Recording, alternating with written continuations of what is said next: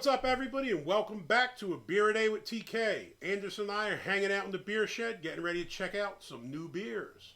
The beer that I have today is one that was sent to us by Pete, my buddy from Philadelphia. We went to school together, and Pete always sends out the most killer beers, and this is no exception. This one here is called Samichlaus. Does that sound about right? That sounds better than you pronounce it in the unboxing. I think I added an extra C and kept trying to call it Samichlaus, but it looks like a Samichlaus classic. This is an Austrian beer. This is from Schloss Eggenberg Brewery from Vorchdorf, Austria. Now this one comes in at 14% ABV, and when you went to the website, it said it was once the world's strongest beer. We were having a discussion. I'm trying to think if I had one higher than 14. Well, I found that, what was that? Sticks and Carrots that was 13 point something, 13.9, 13.6. Is that the highest you had? That you and I had. Mm-hmm. Then there was some barley wine that I had. Oh, I didn't think about that. At a Columbus Winter Beer Fest. Oh, there you go. The Winter Warmer Festival. That was 13.9. And I hate barley wines, but apparently I must have liked that one, or I was very drunk when I tasted it. I'm going to go with very drunk. I rated it very well. So, but I can't say that I've ever had a 14% to my knowledge. I mean, I've had a lot of 10, 12, around there. A lot of the Belgian beers are up there. I'm going to have to go through Untapped and, see what it says. Were you able to search by ABV? No. So you have to manually try I started looking by styles that I thought would have a high quads ABV. And stuff like that and see what's high. Yeah, I mean, this may be the highest one that I've had. I'm not sure. It's pretty interesting. I mean, the other crazy thing about this said this was bottled in 2009. So this is September of 2021, and we're going to break this bad boy open. Your buddy Pete must either have a hell of a beer basement, or there's a really, really good beer shop near where he lives. No, I think he had all these because he told me he did like vertical flights of some of the beers he's had for years. He has much more self-control than we do. I would wind up tearing into these half drunk one night, or somebody would come over and I'd be trying to show off and break out my Samichlaus to show them how impressive my beer collection is. But Pete, thank you for holding it down and having some self-control and saving these great beers.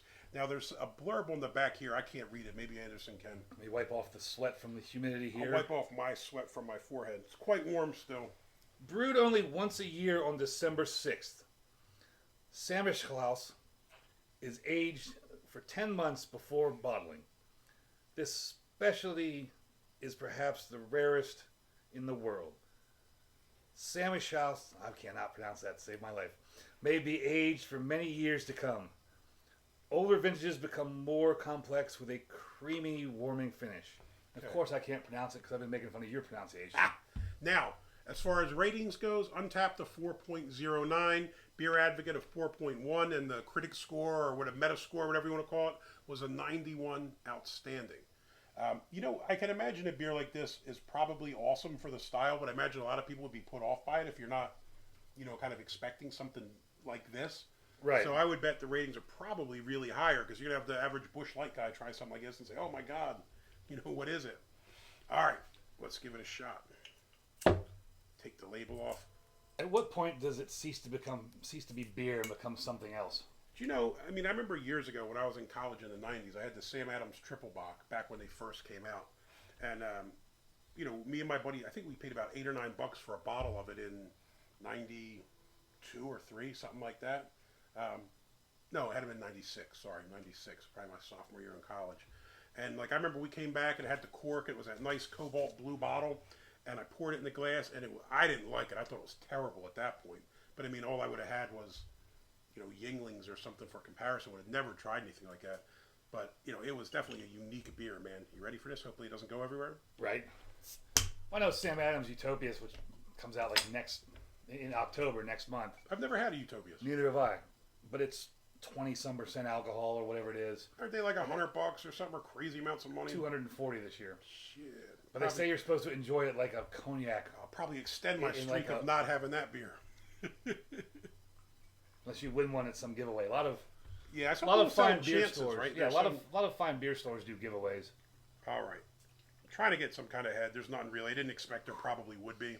That's got that raisiny smell. I actually kind of dig that smell, but I am a fan of raisins in general. So, color. If I have my SRM chart, this looks like Coca-Cola. Yeah. This is soda. This is a cola.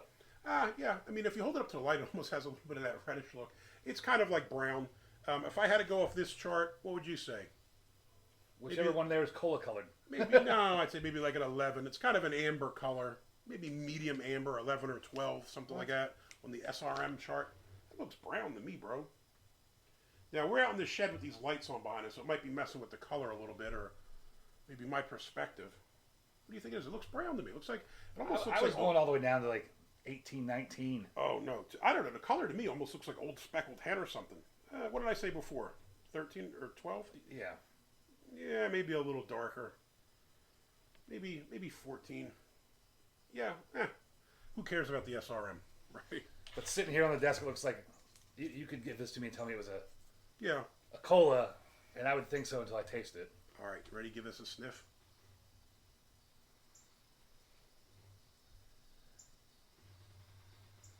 Smells malty.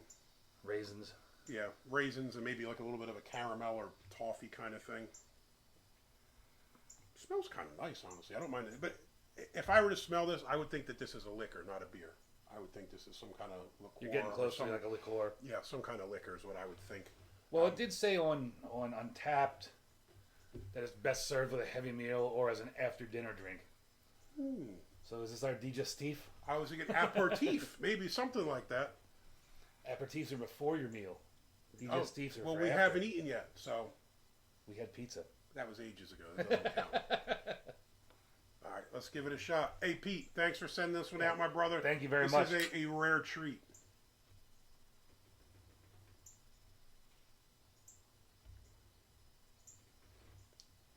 That's really good. I was actually afraid I was going to not like this. So was I. I quite like this. It's definitely sweet, but not cloying. It has like a nice rich sweetness to it, man. It's kind of like a malty. You get the sweetness. You get maybe like, it's like a sweet molasses kind of thing, I think is probably what I would think. And then the smell, there's some other beers that I can't stand that also have a similar smell. And I was afraid it was going to be one of those. This is nice. And this is definitely not. This is a very, very, very good beer. It's definitely got like a kind of some raisin in there, just like in the smell, and some chocolate notes. Yeah, it's almost like, to me like some kind of like fruitcake vibe, like that liquor, like a little bit of booziness, but with a nice fruit taste. Yes. But it's not like that. You get a little bit of a burn, but it's not like a gross booziness. A lot of times when beers get high ABV, you're dealing with those gross kind of malt liquors that are $1.29 at the gas station that are gross. To me, they always taste like stomach bile. I'm too bougie to drink those. Look, I got 2 kids in college. Sometimes you got to do what you got to do. This is really nice. I'm honestly shocked this only gets a 91. I hate to say this, but you can discern the creamy mouthfeel, the creaminess that it says it would have. Yeah, definitely. What did they say that? A creamy, warming finish? Yeah, well, it's like a That's nice silky. good. It's like a nice silky texture, a nice silky body to it, man. I mean, obviously, it's like more of a full-bodied beer, but it's very like silky in the textures. This is really good. Like this, like a nice. I think it's right, like a nice dessert beer or something. This is perfect. Absolutely. Like people have wine after dinner or something. I'm not a big wine dude, obviously, but this is a home run. I absolutely love this. I would not guess drinking this is 14%. No. I mean, you get a tiny bit of booziness at the end, but I wouldn't think 14 by any stretch of the imagination. No, I mean, I've had that same warm, burning kind of warming from 7% beers. Yeah. This is great. Like I said, I had one of these beers before from this brewery, but it wasn't this, obviously. I had it a few years ago. I think it was a Hellesbach that I had. I don't remember where I even got it. But this is world class. Absolutely love it. This gets 2 thumbs up from me, man. Yeah, big thumbs up, definitely. Yeah. If you liked the video, please give us a thumbs up. Hit that like button. If you want to see more videos like this, please hit subscribe. As always, you got any comments or questions, jump in down below. Have you been fortunate enough to try this Samichlaus Classic? This is truly one of the best beers I've had in ages, if not ever. I absolutely love this. So I can't say any more about it. So, hey, till next time. Cheers.